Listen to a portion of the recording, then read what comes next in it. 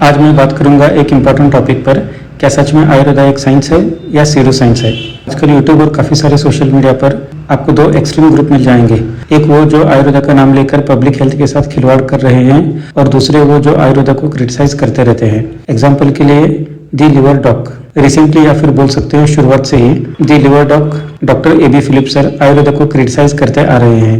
Criticism गलत नहीं है, लेकिन बिना पढ़े बिना समझे पूरे सिस्टम को रिजेक्ट कर देना, उसे सीडो साइंस बोलना क्लियरली इग्नोरेंस और मिसलीडिंग अप्रोच है। आज ये वीडियो होगा एक gentle reply doctor AB Philips sir के लिए। ये एक हेपेटोलॉजिस्ट हैं जो कुछ वीडियोस में पब्लिक हेल्थ और लगभग अपने हर वीडियो में आयुर्वेदा को क्रिटिसाइज करते रहते हैं। ये बार बार अपने वीडियोस में अपने पब्लिश किए हुए स्टडीज का रेफरेंस देते हैं अपने क्रिटिसिज्म को वैलिड दिखाने के लिए। जैसे 2019 में इन्होंने एक स्टडी पब्लिश की थी, outcome and toxicology of herbal drugs in alcoholic hepatitis, a single centred experience from India. इस स्टडी में इन्होंने टोटल 56 अल्कोहलिक पेशेंट्स को दो ग्रुप में डिवाइड किया। ग्रुप 1 में 27 पेशेंट्स को इंक्लूड किया गया जिन्होंने कॉम्प्लीमेंट्री और अल्टरनेटिव मेडिसिन का यूज किया हुआ था अपने लिवर डिसीज को मैनेज करने के लिए। ग्रुप 2 में 29 अल्कोहलिक हेपेटाइटिस पेशेंट्स को इंक्लूड किया गया जो स्टैंडर्ड अल्कोहलिक हेपेटाइटिस का मॉडर्न ट्रीटमेंट फॉलो कर रहे थे। इन दोनों में से अगर सिम्टम्स को कंपेयर करें तो variceal bleeding, coagulation failure, dyslipidaemia, acute kidney injury, hypoalbuminaemia ज्यादा दिखने मिला ग्रुप 1 पेशेंट्स में जो अल्टरनेटिव मेडिसिन का यूज कर रहे थे। और दोनों ग्रुप्स के पेशेंट्स के लिवर बायोप्सी की गई। कंपैरिजन में ग्रुप 1 अल्कोहलिक हेपेटाइटिस पेशेंट जो अल्टरनेटिव मेडिसिन यूज कर रहे थे उनमें लिवर सेल इंजुरी ज्यादा देखने मिली कंपेयर टू ग्रुप 2। यहाँ तक तो सब ठीक है। ये उन अल्टरनेटिव मेडिसिन के फोटोज हैं जो ग्रुप 1 पेशेंट्स ले रहे थे। इसमें आप देख सकते हैं हर्बल मेडिसिन जैसे सिरप ल्यू 52, आयुर्वेदिक मेडिसिन जैसे अमृतारिष्टा, इंदुकांता कषाया और काफी सारे अनलेबल्ड ड्रग्स। और ये इन ड्रग्स के केमिकल एनालिसिस का रिपोर्ट है जिसमें हैवी मेटल जैसे लेड, निकल, आर्सेनिक 1 लाख गुना ज्यादा मिला WHO के नॉर्मल लिमिट से।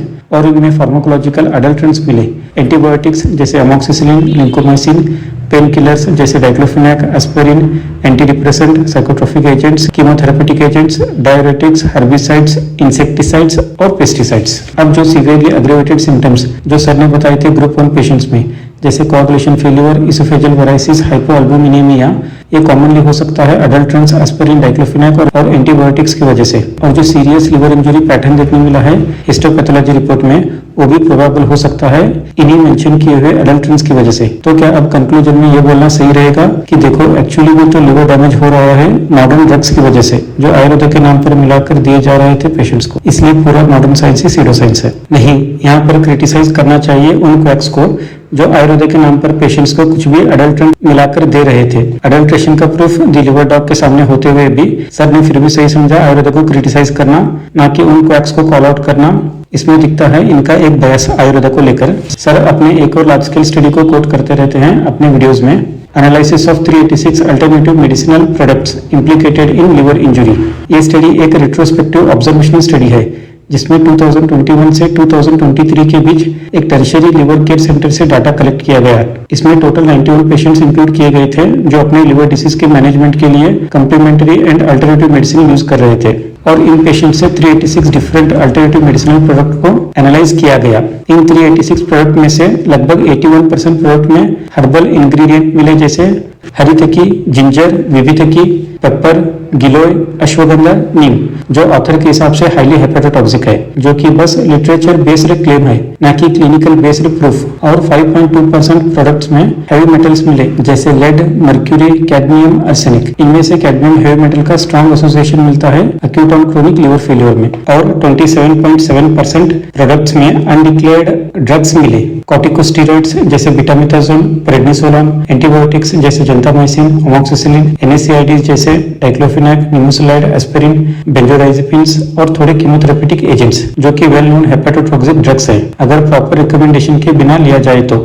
इस स्टडी के आउटकम के बारे में बात करें तो ओवरऑल 91% पेशेंट में से 46.2% पेशेंट्स अनडिक्लेयर्ड फार्मास्यूटिकल अडल्ट्रेंट से एक्सपोज थे जैसे NSAIDs, एंटीबायोटिक्स वगैरह। और इन 46.2% पेशेंट में से 22% पेशेंट्स में मोर्टेलिटी रेट हाई था। ऑथर के हिसाब से भी सबसे स्ट्रॉन्ग मोर्टेलिटी प्रेडिक्टर थे heavy metal contamination, pharmaceutical adulterants in unlabelled drugs. Conclusion में भी ऑथर्स ये नहीं बोलते कि हर्ब्स आर हेपेटोटॉक्सिक। ये adulteration, heavy metal contamination, specially cadmium जो आयुर्वेद में यूज नहीं होता, उसे प्राइमरी कल्प्रिट बताते हैं, जिसका एक स्ट्रॉन्ग स्टैटिस्टिकल एसोसिएशन भी देखने मिलता है इस स्टडी में। इस स्टडी में कोई डाउट नहीं है, ये एक हाई क्वालिटी डिटेल और एजुकेशनल रिसर्च है, लेकिन प्रॉब्लम आती है सर के वीडियोस में। ये स्टडी क्लियरली बोलती है कि अडल्ट्रेशन, कंटामिनेशन और unlabelled products are main culprit behind the liver failures.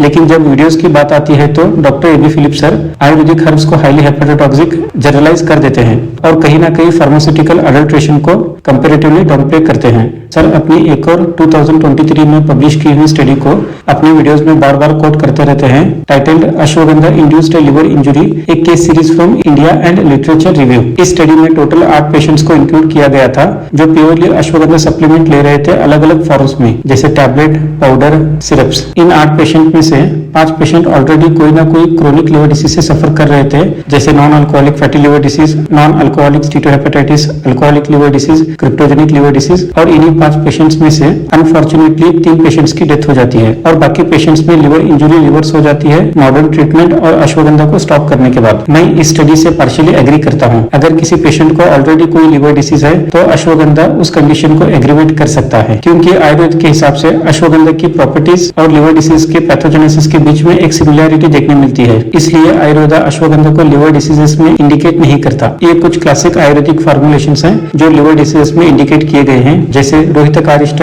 पुनोनव Mandura, विडंगादि योग, रोहित का लेह, गुड़ा पिप्पली और भी काफी सारे फॉर्मुलेशंस। इनमें से किसी में भी अश्वगंधा एज इंग्रेडिएंट नहीं है। ये क्लियरली शो करता है कि लिवर डिसीजेस में अश्वगंधा रिकमेंडेड नहीं है। अब वापस आते हैं इस स्टडी पर। बचे हुए 3 पेशेंट्स जिनमें कोई एग्जिस्टिंग लिवर डिसीज नहीं थी, लेकिन ये पेशेंट अश्वगंधा के रिकमेंडेड डोज से कई गुना ज्यादा ले रहे थे। जैसे एक पेशेंट ले रहा था 10 to 15 gram of ashwagandha powder per day, actually में जिसका आयुर्वेदिक रिकमेंडेड डोज है 3 ग्राम, 6 gram and maximum of 12 gram per day, जो डिपेंड करता है पेशेंट्स की कैपेसिटी पर। और दूसरा पेशेंट ले रहा था 100 ml लिक्विड पर डे, जिसका आयुर्वेदिक रिकमेंडेड मैक्सिमम डोज है 24 ml पर डे। यहाँ पर हमें एक स्ट्रॉन्ग ओवरडोज का एसोसिएशन इस स्टडी के आउटकम में भी अश्वगंधा रिलेटेड हेपेटोटॉक्सिसिटी प्रोबेबल रही, ना कि डेफिनेट। फिर भी ये अपने वीडियोस में अपने स्टडी के अपोजिट जाकर बार बार कोट करते रहते हैं अश्वगंधा इज हाईली हेपेटोटॉक्सिक। इसमें दिखता है इनका एक डबल स्टैंडर्ड आयुर्वेद को लेकर। ओवरऑल इनके इन स्टडीज में एक कॉमन ट्रेंड देखने मिलता है।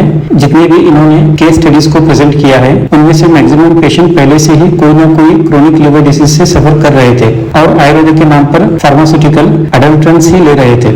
अगर इनके इन स्टडीज को ऑनेस्ट इंटरप्रेट किया जाए तो ये आयुर्वेद को डिस्क्रेडिट नहीं करती, बल्कि अनसेफ प्रैक्टिस और अडल्ट्रेशन को एक्सपोज करती है। लेकिन डॉक्टर एबी फिलिप सर इन स्टडीज के बेसिस पर बार बार आयुर्वेद को डिस्क्रेडिट करते रहते हैं।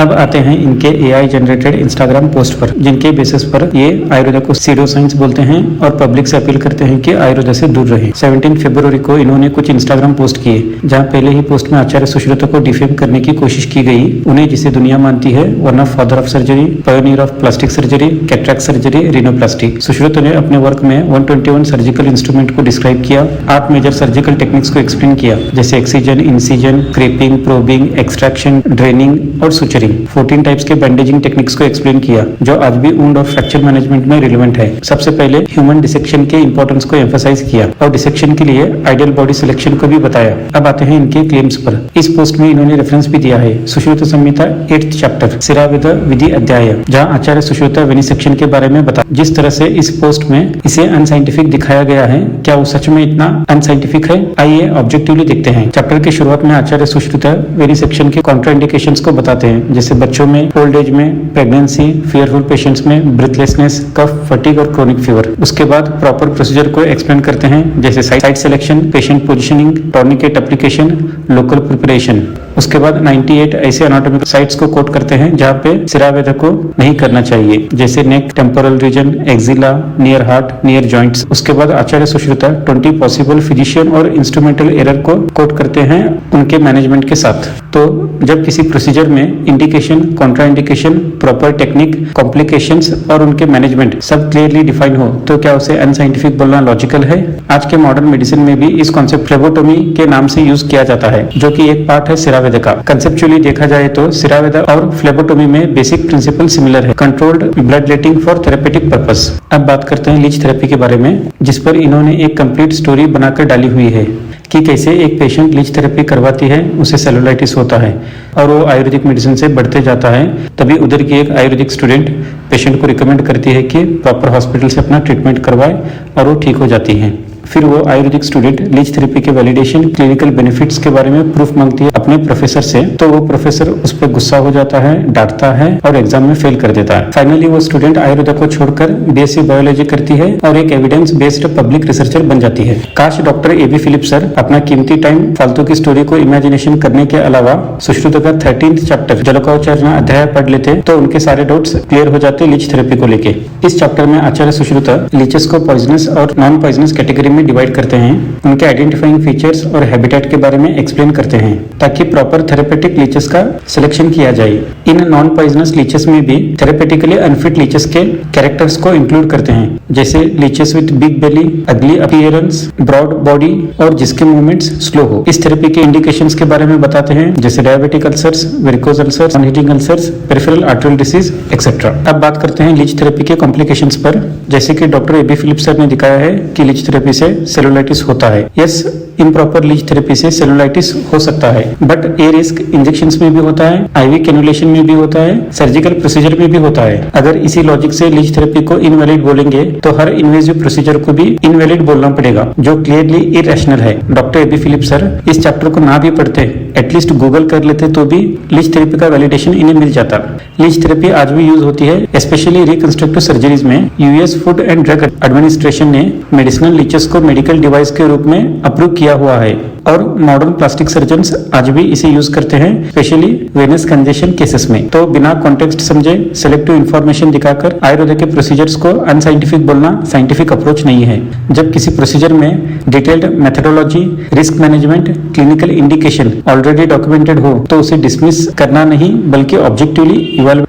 अब आते हैं इनके एक और इंस्टाग्राम पोस्ट पर, जिसमें ये उन्माद चैप्टर को इलुस्ट्रेट करते हैं और यहाँ पे ये रेफरेंस भी देते हैं, चरक संहिता चिकित्सा स्थान 9th चैप्टर, ताकि इनका ये पोस्ट ऑथेंटिक लगे। लेकिन ऑनेस्टली ये पोस्ट एक परफेक्ट एग्जांपल है चेरी पिकिंग, मिसलीडिंग प्रेजेंटेशन और कंप्लीट डिकंटेक्चुअलाइजेशन का। यहाँ पे ये डायरेक्टली ये दिखाने की कोशिश करते हैं कि आयुर्वेद के अकॉर्डिंग मेंटल इलनेस का कॉज है डिमोनिक पोसेशन, जो कि क्लियरली मिसलीडिंग है। काश ये सिर्फ चेरी पिकिंग ना करते और इस चैप्टर के स्टार्टिंग 4 लाइन्स पढ़ लेते, जहां क्लियरली उन्माद मेंटल डिसऑर्डर के कॉजेस एक्सप्लेन किए गए हैं, जैसे इनकम्पेटेबल, कंटामिनेटेड और अनहाइजीनिक फूड का लेना। फूड और मेंटल डिसऑर्डर के बीच रिलेशन पर काफी सारे मॉडर्न स्टडीज अवेलेबल है। देवता, गुरु, एल्डर्स का इंसल्ट करना, मेंटल ट्रॉमा होना, सडन शॉक और फियर की वजह से, इम्प्रॉपर मेंटल और फिजिकल एक्टिविटीज। अब बताओ यहाँ कहाँ लिखा है कि सिर्फ डिमोनिक पोजेशन ही कॉज है उन्माद का। इसके बाद आचार्य चरक उन्माद के पैथोजेनेसिस और जनरल सिम्टम्स के बारे में बताते हैं, जैसे confusion, instability of mind, lack of concentration, irrelevant speech, feeling of emptiness, good, bad, pleasure और पेन में डिफरेंशिएट ना कर पाना। क्या ये सब अनसाइंटिफिक लगता है? आगे चरक उन्माद को 2 टाइप्स में क्लासिफाई करते हैं। फर्स्ट वन निज उन्माद, मतलब mental disorders of endogenous origin. इसको फिर आचार्य चरक 4 सब टाइप में डिवाइड करते हैं, जिसे मैंने प्रोबेबल मॉडर्न कोरिलेशन के साथ यहाँ पे इलुस्ट्रेट किया हुआ है। दूसरा टाइप है आगंतुज उन्माद, यानी mental disorders of exogenous cause. इसे ही चरक भूत उन्माद भी बोलते हैं। अब यहाँ पे प्रॉब्लम स्टार्ट होती है। सर ने बस भूत वर्ड देखा और अपने माइंड में डायरेक्टली अज्यूम कर लिया भूत इज डीमंस और बस एआई से इमेज जनरेट कर दी, आगे का कॉन्टेक्स्ट पढ़ा ही नहीं। एक्चुअली भूत उन्माद को भी आचार्य चरक ने 8 सब टाइप्स में डिवाइड किया हुआ है बेस्ड ऑन द सिम्टम्स, जैसे जो पेशेंट्स एक्सेसिव क्लीननेस करें, बहुत जेंटल हो, एंगर ना हो, ज्यादा स्पिरिचुअल हो तो उसे देव उन्माद में, जो पेशेंट्स ज्यादा एंग्री हो, जोर जोर से हंसे या गाने लगे तो उसे गंधर्व उन्माद, जो दूसरों को इंजूर करे, रॉ मीट खाए उसे राक्षस उन्माद में कैटेगराइज किया। ये सब बेसिकली बिहेवियरल बेस्ड क्लासिफिकेशन है, जैसे मॉडर्न साइकियाट्री में भी होता है। आगे इस चैप्टर में चरक उन्माद के ट्रीटमेंट को एक्सप्लेन करते हैं। आचार्य चरक उन्माद मेंटल डिसऑर्डर के ट्रीटमेंट को 2 पार्ट में डिवाइड करते हैं। फर्स्ट पार्ट में इंक्लूड करते हैं स्पिरिचुअल थेरेपीज, सेकंड पार्ट में बताते हैं मेडिसिनल थेरेपीज, फॉर्मुलेशंस और साइकोथेरेपी के बारे में इन डिटेल। आगे आचार्य चरक ने साइकोथेरेपीज को क्लियरली डिस्क्राइब किया हुआ है, जैसे पेशेंट को कंसोल करना, रीअश्योरेंस देना, फ्रेंड्स, फैमिली, फिजिशियन के थ्रू मोरल अपलिफ्टिंग करना, इलनेस के आउटकम के बारे में पेशेंट को एजुकेट करना, पेशेंट को प्लीजेंट चीजों से सरप्राइज करना। आगे वायलेंट पेशेंट्स पर साइकोथेरेपीज के बारे में बताते हैं, जिन्हें लिवर डॉक ने हाईलाइट किया हुआ है इस पोस्ट में। जैसे physical restrain, oil application, sunlight exposure, drinking hot water. अगर पेशेंट कंट्रोल ना हो तो आइसोलेशन, फिर भी कंट्रोल ना हो तो फियर बेस्ड मेथड्स को बताया है, जैसे बिना दांतों के स्नेक से डराना, एनिमल से डराना, चोरों से डराना और कोई राजा के लोगों से डराना। और लास्ट में इवन लाइफ थ्रेटनिंग फियर का कॉन्सेप्ट भी बताया गया है और इसका रीजनिंग भी चरकर क्लियरली देते हैं। Fear of death is greater than fear of injury. क्या मॉडर्न साइकेट्री में physical restrain, shock therapy use नहीं होती तो क्या मॉडर्न मेडिसिन को हम वायलेंट साइंस बोल देंगे? एटलीस्ट आयुर्वेदा के हिस्ट्री में लोबोटोमी जैसे इरिवर्सिबल और एक्सट्रीम प्रोसीजर तो नहीं बताए गए हैं। लास्ट में मैं डॉक्टर एबी फिलिप सर से कहना चाहूंगा, प्रॉब्लम आयुर्वेदा नहीं है, प्रॉब्लम है आपका मिस इंटरप्रिटेशन, चेरी पिकिंग और बयास। अगर आप पूरा कॉन्टेक्स्ट पढ़ोगे तो आयुर्वेदा एक स्ट्रक्चर्ड और लॉजिकल सिस्टम दिखेगा, ना कि कोई डिमोनिक साइंस। लास्टली मुझे लगता है कि लिवर डॉक ने एक सिंपल वे चूज किया फेम पाने के लिए, that is by defaming other systems of medicine, specially Ayurveda.